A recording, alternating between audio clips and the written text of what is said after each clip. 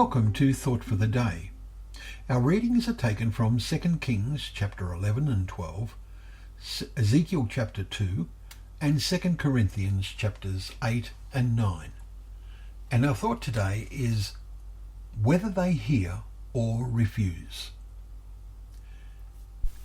Who would be a prophet specially sent by God? We are now reading Ezekiel, and we find many similarities in his circumstances to that of Jeremiah.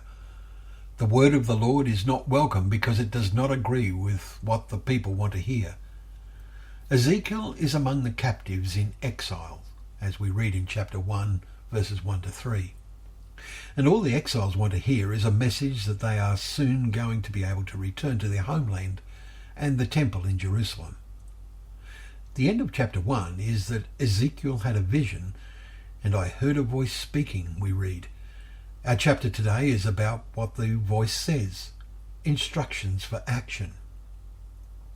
I send you to the people of Israel, to nations of rebels, and whether they hear or refuse to hear, they will know that a prophet has been among them. Verses 3 and verse 5.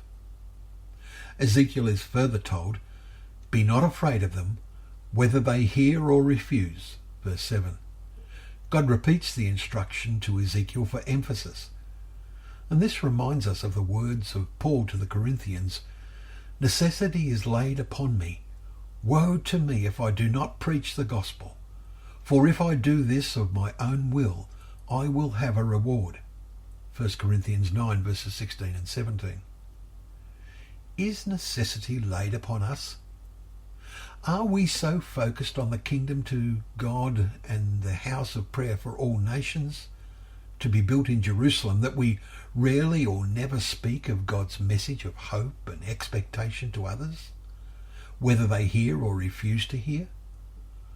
Let us do this of our own will. There is a human saying that there is no time like the present. But in today's reading, Paul puts it this way, after quoting God's words through Isaiah, that in a favourable time, in a day of salvation, I have helped you.